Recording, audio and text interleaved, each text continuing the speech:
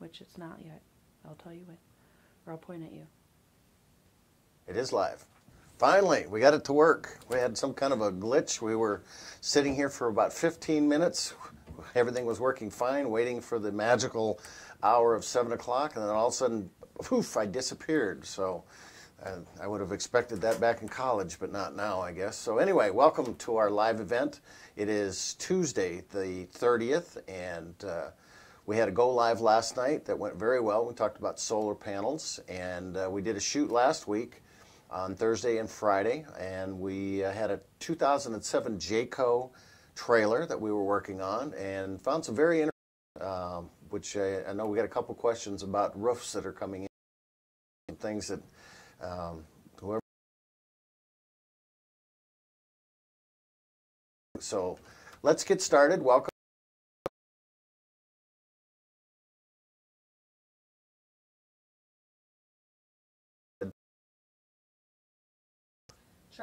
Charlie asked, where is the best place to take my Class C? And it kind of depends on the type of roof it is, the make, the model, the year of it.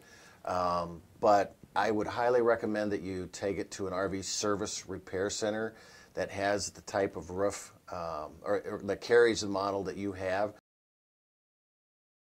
And they did not tighten the gasket underneath the air conditioner. Water had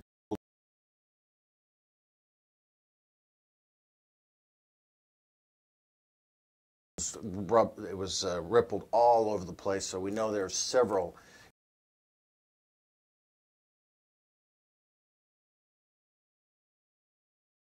I called Jayco. I got the schematic of what that roof material was made of, and one of the issues that we every layer of that thing is deteriorated. There is no real good way for us to rebuild that roof because we don't have the capability here of vacuum bonding interior paneling with the Luan with a wall.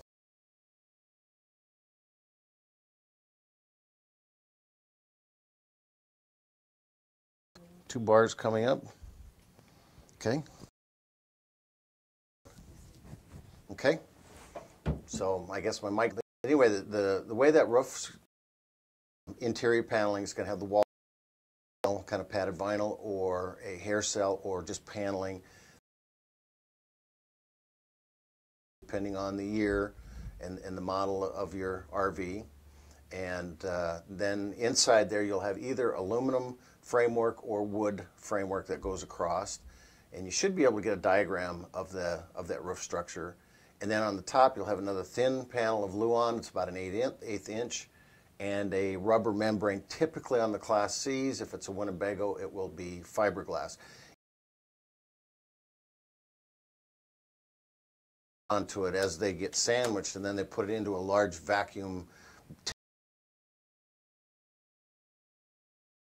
through a pinch roller system, a little bit different. But that's the issue that you have in a lot of places, is trying to build that roof while applying pressure. Now with the Jayco, I did call, and they will actually. I've not gotten a price on that yet. I have to go through a dealer. I do have them looking into it. The representative from Jayco did tell me it to wherever you need to get it from. So that could be an issue on the price. And then you got labor on top of that. So depending on put on the top of that, you that rubber membrane, whether it's TPO, EPDM. A lot of construction companies use that for buildings. You do have to get the right adhesive. You got to be able to take the old roof off, the old material off, and get the right adhesive that will bond. Or they take the rubber. There's so much glue and so much junk on there that they really can't clean it and get it like a subfloor you would in before put top TPO on top of it. Dealership, just to get an estimate to start with and kind of see what damage you have. Gary asked, how do you wire a step-down transformer with external rectifier? Well, you typically a step-down transformer, you're trying to take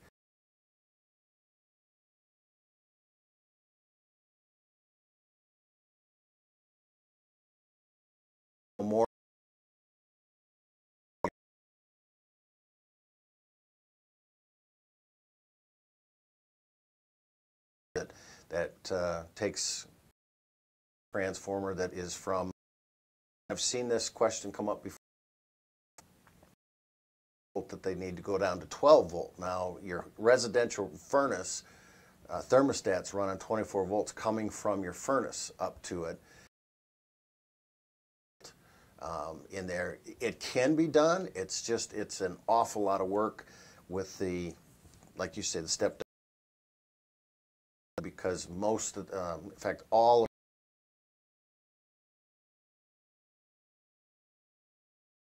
your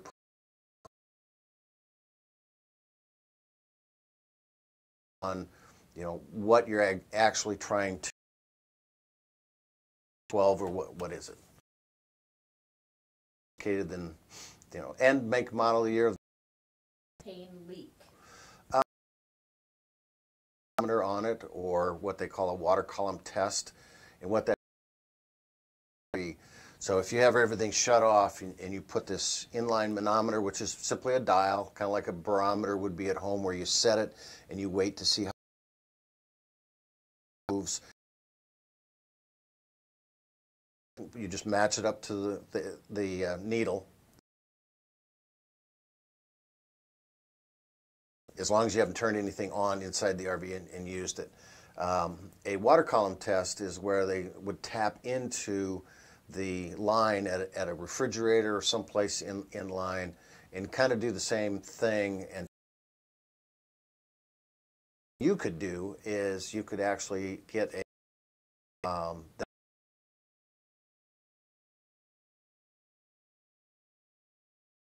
in the kitchen or living room area that would beep if you have a LP smell in that. Doesn't test pressure, but you can get a little pressure tester. I've seen them on Amazon. They aren't very expensive. The other thing now, you don't want to use soap and water, because some of the connectors and gaskets, you know, it's not good for those. But Ace Hardware has a liquid bottle that is a propane leak detector. You just put it on and look for the bubbles. Them look at it. Don't go through those steps. If you think there is a leak, you smell that distinctive. Can't remember the name of it. Somebody's going to be yelling out there. It's something mercaptan. I can't. It's a smell that's actually added to propane. When you are stationary in an RV park, should you keep your RV? Well, when you're stationary, if you're using, the way the system works is you water pumps, that type of stuff, and then when you're plugged into the shoreline power, it goes into your distribution center.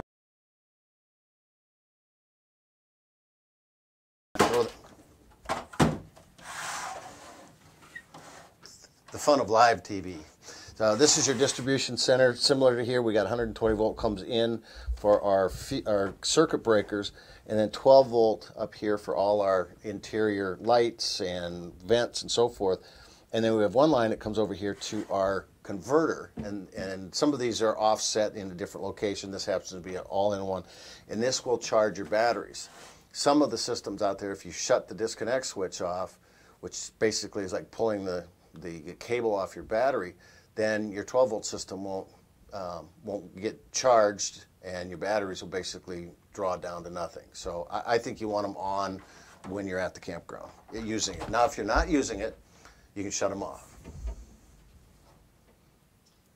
Okay, the next question, Robert asked, I have a 5-inch crack in the fiberglass body at the roof line over the driver's compartment, which is allowing water in. Is this a repair I can tackle myself, and if so, what do you suggest?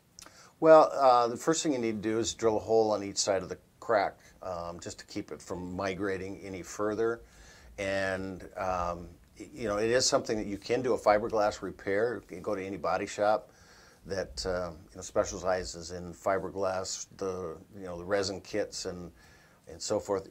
What I've seen a lot of people do, if it's just a small little crack like that, and small is relative in terms of how much water can get in it, but I have seen where people just put a strip of Eternabond over the top of it. And Eternabond is that comes in, I believe it's about a 4-inch thick, kind of a tape type product that will go right over the top of that fiberglass, you know, and not allow water to come in. You know, you see tape. So it all depends on where it's at and the aesthetics of it, but you should be able to do that. The other thing you need to find out is what caused the crack. There may be some stress in that area, but again, if you do a little pilot hole on each end of the crack, that just rounds that off, keeps the rough edges, and keeps it from going. So it depends on how comfortable you are with fiberglass repair. Dan asked, what problems may I encounter if I try to cut open my dining room stairs to make additional storage?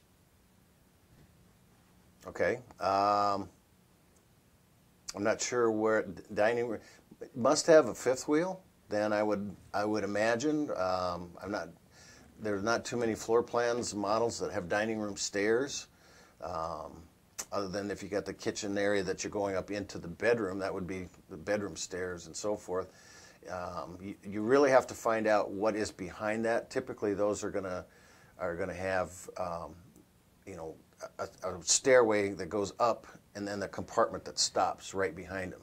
So you might not have a whole lot of room. You might have, you know, just enough the backside of that stair. So I would say drill you know, if you got carpet on there now, if you can pull the carpet back and drill a small little pilot hole and just see what's inside that and what's on the backside. Very seldom do you have any electrical that would be back behind there anyway. So if you drill a small little pilot hole, don't go too deep, you should be able to kind of investigate what's behind it. And then, so if you're looking at taking the stairs and maybe putting some kind of a storage door in underneath that, you know, that would be the way to do it. Susan asked, we have 2 RVs, and now that it is off season, what are the most important things we should be keeping up or checking on while they are in storage? We are in California, so the cold is not so much an issue, but we are new to this. Thanks. Okay. You know, the biggest, I would still winterize it.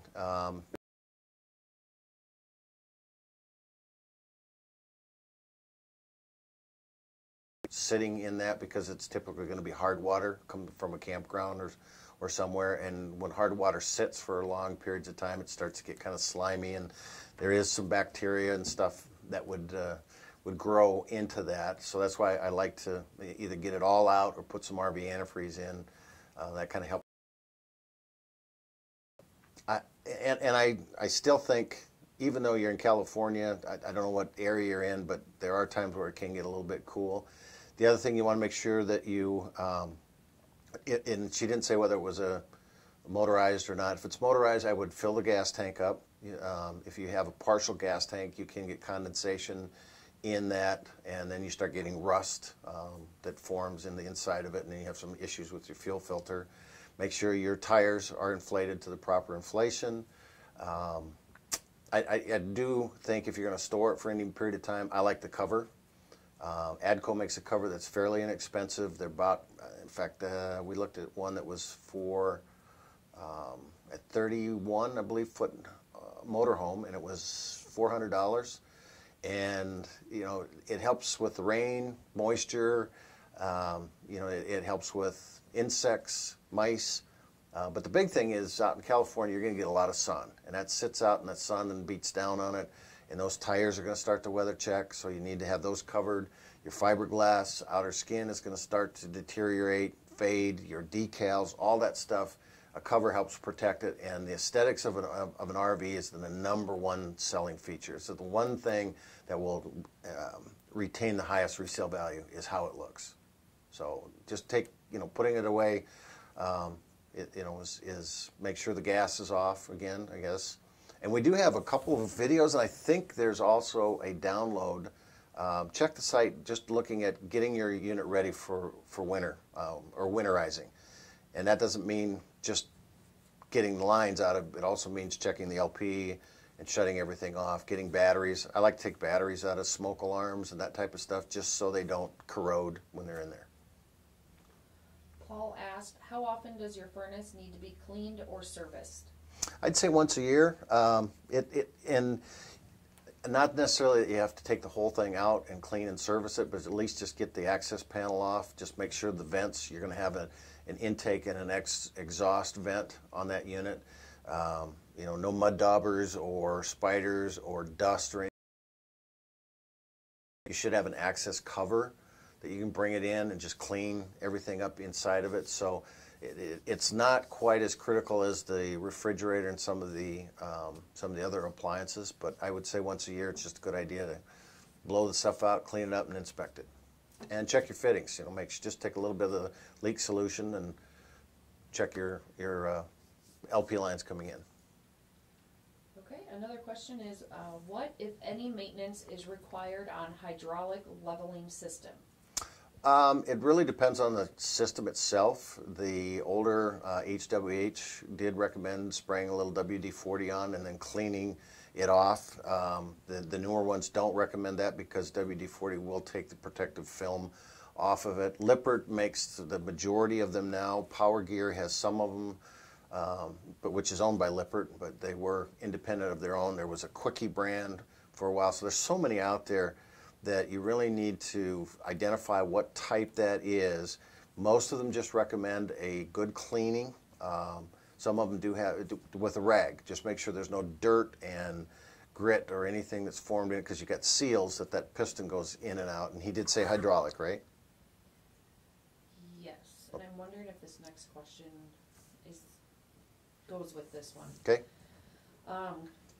This next one is there any maintenance required for a hydraulic slide mechanism? There doesn't appear to be any way to get anything to clean or lube anything, unlike the electric slides on the driver's side. And it's a Tiffin Phantom 40Q Phaeton.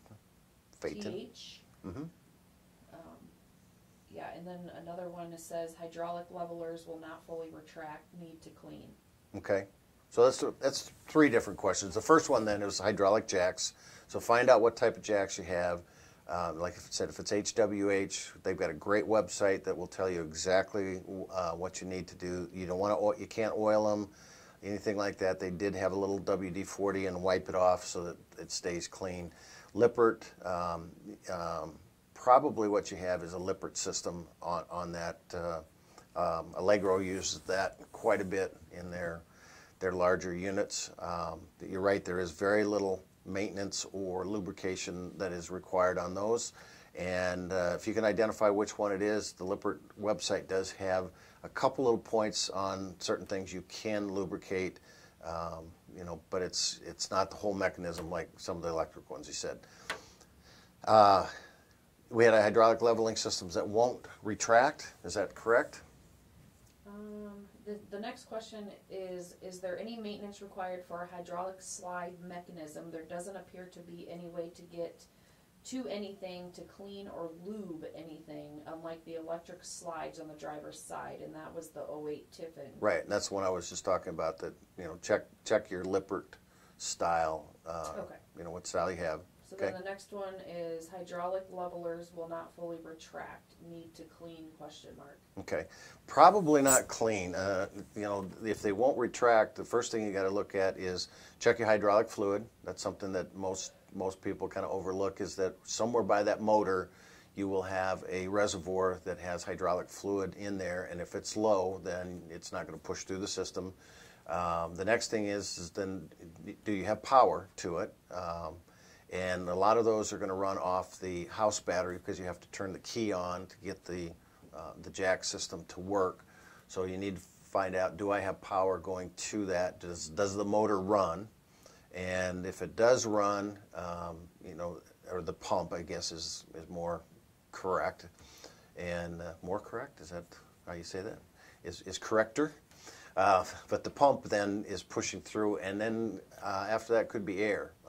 You know, is it all the jacks or just one? If it's all the jacks, then I would say I would circle in on the jack pad.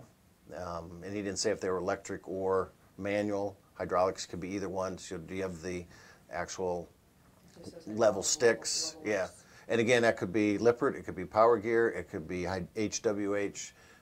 If it is the Lippert one, I would check. There is a troubleshooting guide, an excellent troubleshooting guide that you have to reset the pad to kind of help relearn that. So those are the things I would take those steps and just identify: hydraulic fluid, power, go to the pad. And Lippert, by the way, Lippert has their website is LCI, which is Lippert Components Incorporated 1.com. Roger asked, can you replace two 6-volt house batteries with a 12 volt? Yes, you can.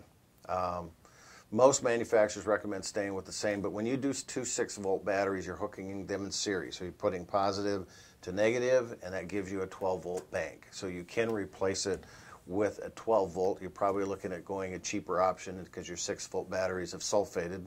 And as you drain them down, they go to 10.5, and then your converter kicks in, whether it's through an inverter, a battery charger basically, converter, inverter, solar panel, and it charges them up back to 12.6, and that's called a cycle. And your 6-volt batteries are going to give you many more cycles. They're going to last a lot longer. So you can. The long answer, you can. But you have to hook it up. And if you're going to just do one, you're just going to hook it up positive and negative anyway. James asked, I keep getting high exhaust system temperature light. I have had it checked out and there are no codes showing on the computer. My question is, will it do any damage if I drive it from Texas to Nashville, Tennessee? It depends on the make, model, and the year of the unit. And typically, the high exhaust fumes are going to be something in the catalytic converter, and there wouldn't be a code that you see on the dash itself. If it's a Mercedes, the Mercedes will typically, when you start getting those check engines or those specific codes that come, you have about 5 or 6 starts, and then it goes into limp mode, which basically means a tow, and that's about $600. The gas chassis, when you get into like the Fords and the older workhorse and stuff like that, some of those you can, but it really sounds more. And what was the code again? It said high exhaust fumes. It said high. It says okay. High exhaust system temperature. High exhaust system temperature. Okay, so that is more than likely in a catalytic converter. If it's in a Mercedes, it's in the burn chamber. You got NOx sensors on each side that normally give you a code first, but if it's in that chamber, then typically what that means is that chamber is deteriorating. We had a Mercedes that did that, and it would just give us a check engine light and kept giving false readings. And what we found is that eventually, after getting a Mercedes representative in there, that the metal in the chamber, and this was at 125,000, so it was pretty exaggerated, but the metal in the chamber was literally deteriorating and changing the chemical composition, and we were getting this reading, and it required a whole new exhaust system. So I can't tell you if I would definitely get into whatever brand it is. You need to find a dealership that can work on that unit. I mean, if it's a Ford, you can't just go to any Ford dealer. If it's a Mercedes, you can't just go into any Mercedes dealer. You got to find somebody that works on your type of RV. I would get it checked. Patrick asked, Dave, please go over the circular bubble info for leveling the fridge. In the video you mentioned to place the fridge on the freezer plate. Not sure what you are referring to. Do you place on the inside bottom of the fridge or on the bottom of the freezer shelf? Amazon has a number of these. Any particular brand? Thanks. Just so happen to have my magic bag of tricks here. This is my cool tools that I take with me when I go to seminars. I have a cool tools seminar. And this is the bubble level that I'm talking about in the video. This one happened to come right out of one of the refrigerators, probably a Norcold. Normally they come with it. I have seen them, any place that sells RVs, parts will have this. And all it is and some of them are square, I've seen that. That doesn't matter. What you're looking for is this round little circle here. And what I do, and I recommend, is just put it on the freezer, right? Open the freezer door and put it on a freezer bottom shelf, just on that, and I call it the freezer plate, and because that is what needs to be level. Don't put it on a table inside a dinette or anything else. Those might not be level. Put it inside the freezer, just leave it there all the time. And what you need to have is that bubble here has to be halfway in the circle. It can be, and I don't know if we can see it very well here, but that would be acceptable, you know, anywhere like that, because your freezer needs to be level within 6 degrees front to back, side to side, 3 degrees front to back. And the reason is your cooling unit uses gravity to get that liquid back down to the bottom. So you've got a burner assembly and you've got a vessel with all this liquid in it, and there's hydrogen, ammonia, sodium chromate, and water. And when that heating element on 120 heats that, or the flame on LP, it turns it to vapor. It goes up to the top in the freezer, does its chemical reaction. But there's a series of coils that come back down, and as it changes back to a liquid, those have to get back down to that burner assembly. If you are out of level, and this happens very often, put it in the driveway and hook it up just to cool things down and get ready for the trip, they don't realize they're at this angle because they're not sleeping in it, and that fluid can't get its way back down to the bottom, so it sits on one side, pools there, and just gets hotter and hotter and hotter, and it starts to flake, and then it blocks. And then you can't get that fluid back down, or it restricts it, so your refrigerator doesn't run as efficient, or eventually the cooling unit blocks and it doesn't cool at all. So half the bubble inside that, put it on the freezer, bottom shelf of the freezer. Okay, Daryl asked, the slide rubber is stuck on with an adhesive. This has failed and they fall off. Any repair suggestions? Well, you have to replace the rubber. Peel it off, get some Goo Gone or something to make sure you get all that adhesive that's off there, get a good seal. There are a couple trim lock, and I mean, you can get a hold of the manufacturer, should be able to find that bulb seal, but there are some aftermarket rubber companies out there, like I do know Trim Lock is one of them, and some others, but just you get a replacement seal that matches that exact seal. And that's easiest done at the dealership, or if you want to do some, some checking. But if it's starting to pull apart, you've got to get it taken off, clean it, and put some new stuff on there. And if it's a stick on, it shouldn't be that hard. Okay, Raul asked, Raul? Do I need to drain all tanks for winterizing? Yes, I would say you definitely need to get rid of the water tank. You don't want any water sitting in there freezing. Water, we talked a little bit about that beforehand.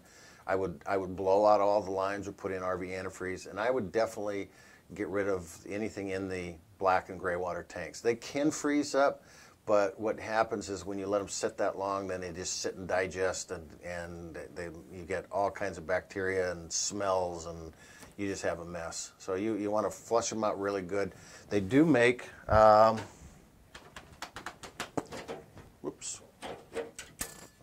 Thetford makes a deodorant and a disinfectant, and they say just leave it in there for, if 1 to 2 months, you should use 8 ounces. This is 24. If you're going to leave it in 5 to 6 months, use 24 ounces. And no water or anything in it at all, just 40-gallon tank capacity, just dump it in. So good product to put in there, but I would dump all the water out. Trying to follow that? Okay, follow this one. Okay, next question. Sorry. We're playing around. All right, next question is Kirk asked, regardless the heater fills with antifreeze? Okay, so you're talking the water heater. And what that bypass valve is supposed to do is it's supposed to divert the water flow so you can drain your water tank, your water heater, and not have to put 6 gallons or 10 gallons of RV antifreeze in that system. So it should go up and around. So if you're running the bypass and it's still filling that, then your valve is not shutting. I would put a new valve in. Should be pretty easy if you can actually take, and going back to my handy little system here, they make, this happens to be a PEX line, which a lot of companies are using now, that would go into your water heater, and you can take your old valve off. If it's crimped on or hard to get off, just cut that off, get a new, this is PEX or Watts or Sealand.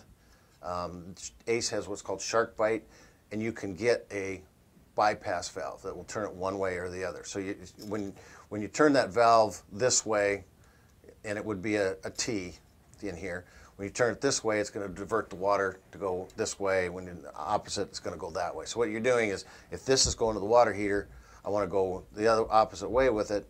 So it follows that line and it shuts this off. I can drain my water tank. So obviously your valve isn't working. I get these at Home Depot, Lowe's, any home improvement store, and they're pretty inexpensive. Jim asked, will the batteries in this unit charge if I disconnect the chassis and coach when plugged into shore power? Yes. Well, no. If he disconnects the chassis and coach, then the batteries won't charge, because in fact, your chassis batteries will not charge if you're connected to shoreline power. The chassis batteries will only charge with the engine alternator. So if you're leaving it in storage and you got it plugged in, that engine battery will drain. So you want to unhook that, take it back with you, or put a little, if you do have access to electric, put a little 2 amp battery minder in it, or some kind of a little trickle charge 2 amp battery tender even. But if you disconnect your coach batteries, then it's the same as taking them out. There's nothing charging them.